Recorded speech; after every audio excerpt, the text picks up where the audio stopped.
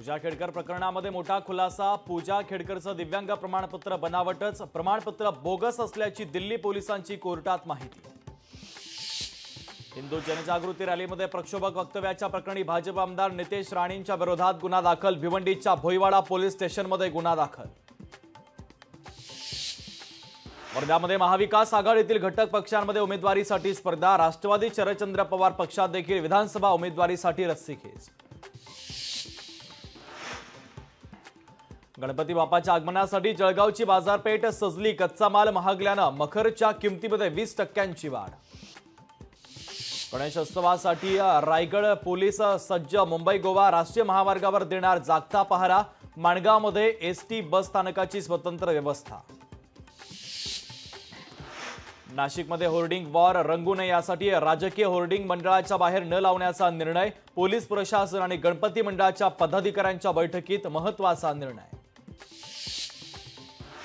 Kudal railway स्थानक सुशोभीकरण कार्यक्रमासाठी आलेल्या भाजप पदाधिकाऱ्यांची पोलिसांसोबत बाचाबाची। निलेश राणेंनी मध्यस्थी करत पदाधिकाऱ्यांना केलं शांत।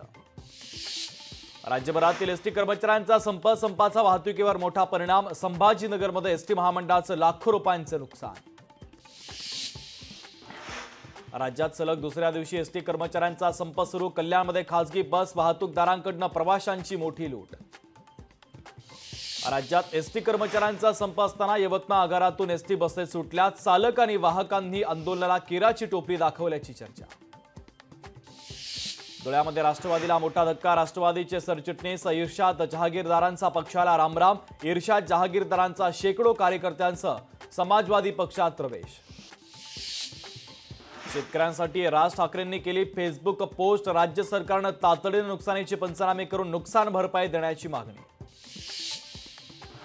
कृषी मंत्री धनंजय मुंडेंच्या सूचनेनंतर परळीमध्ये आरोग्य पथक दाखल। तर घरात पावसाचं पाणी शिरल्यानं सरस्वती नदीकाठच्या घरातील नागरिकांची होणार आरोग्य तपासणी। हिंगोली जिल्ह्यामध्ये 2.5 लाख हेक्टरवरील पिकांचं मोठं नुकसान। सोयाबीन हळद पिकाचं मोठं नुकसान झाल्यानं बळीराजा संकटात। राज्यात अतिवृष्टीमुळे 1.70 लाख हेक्टर शेतीचं नुकसान। जुलै ऑगस्टमध्ये अतिवृष्टीनं पिकं झाली मातीमोल। माजी मंत्री अमित देशमुख यांनी हिंगोलीत केली नुकसानग्रस्त भागाची पाहणी। हिंगोलीमध्ये जोरदार पावसानं शेतकऱ्यांचं मोठं नुकसान। सांगलीतील भाजप आमदार सुधीर गाडगीळ यांचं निवडणूक लढवणार नसल्याचे स्पष्ट संकेत। आगामी विधानसभा निवडणुकीत उमेदवारी नको, सुधीर गाडगीळ यांची पक्षश्रेष्ठींना विनंती।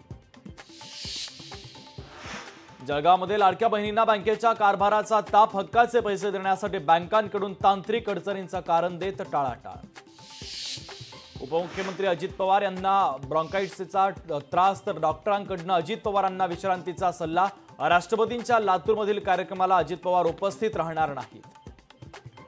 पुण्याच्या राजगड तालुक्यातील नरसापूर ते वेल्हे मार्गावरील रस्ते डागडुजीचं काम भाजपनं बंद पाडलं। खड्डे बुजवण्याचं काम निकृष्ट दर्जाचं होत असल्याचा आरोप। लोकशाही मराठी ऐका, पहा, जागरूक रहा।